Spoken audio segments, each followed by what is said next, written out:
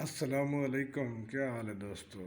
ਤੁਸੀਂ ਵੇਖਦੇ ਪਏ ਹੋ ਮੇਰਾ YouTube ਚੈਨਲ ਗਾਲ ਮੁਆੜ ਤੇ ਮੈਂ ਤੁਹਾਡਾ ਹੋਸਟ ਅਬਦੁਲ ਮਾਲਿਕ ਮਿਰਾਲੀ। ਠੀਕ ਹੋ? ਅੱਛਾ, ਅੱਜ ਫਿਰ ਖਬਰ ਸੁਣੀ 12 ਵਜੇ ਵੀ ਬਾਨੀ PTI को ਕਾਲ ਦਿੰਦਾ ਪਿਆ ਜੀ ਇਸ ਮਹੀਨੇ ਤੇ ਪੂਰੇ ਮੁਲਕ ਨੂੰ ਜਾਮ ਕਰਨਾ। ਮੇਰਾ ਖਿਆਲ ਹੈ ਵੀ ਇਹਨਾਂ ਬੰਦਿਆਂ ਨੂੰ ਸਮਝ ਨਹੀਂ ਆਉਣੀ ਵੀ ਪੂਰੇ ਮੁਲਕ ਨੂੰ ਜਾਮ ਕਰੇ ਸੋ ਤੇ ਆਮ आवाम ਨੂੰ ਜ਼ਲੀਲ ਕਰਨ वाली गल है। रोड बंद हो सन, आवाम जलील हो सी, गड्डियां च खुआर हो सी ते उस आखे भाई पटिया पहाड़ निकलिया चूहा वो मोए होया होवना हवावना है कुछ ना। ते बड़ी अजीब जी सूरत हाल है मुल्क च, यानी इन्होंने बंदियां दा किरवा जेड़ा ना वो ख़त्म नहीं होंदा पिया।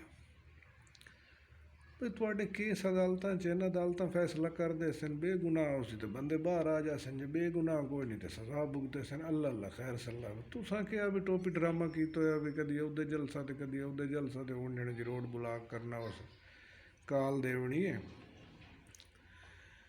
साडे बाबे PTI वाले आखदे भी साडे बाबे काल देवनी है तो मुड़ असां पूरा मुल्क बंद कर देवना या सूबे बंद कर देवने। मुड़ वह गल तो पौलियां वाली आनी है ना।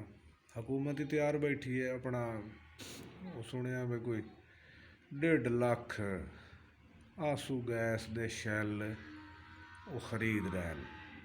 कंटेनर इस्लामाबाद पहुँच गए सैडा मैडा तो पैन वो रोड ब्लॉक तो जिथे कोई लद्दा किरवें का मारिया तो उनकी लिटरेशन हो सी, परचे हो सन, जेल भुगते सन ते हट ते मोड़ घर। यानी इन्होंने लोगों तमाशा बनाया होया कि मुल्क च ना कोई काम होवन नहीं देवना, अफरा तफरी मचाई रखनी है। काम कुम है कोई ना, हिन वेले पर तू असा एडे ही कोई एहतजाज तो वह बंदा करे ना जेड़ा असैंबली च ना होवे, सैनेट च ना होवे, कैंप कमेटियां च ना होवे, अपना जुडिशियल कमीशन जेड़ा बनाया ना उहदे विच तुहाडी नुमाइंदगी है। तनख्वाहां लैंदे पे हो, TADA लैंदे पे हो, ऐश करेंदे पे हो तो चक्कर देवना आम आवाम नूं तो वो एडे बेवकूफ हैं भी उस चक्कर च आ वैंदे।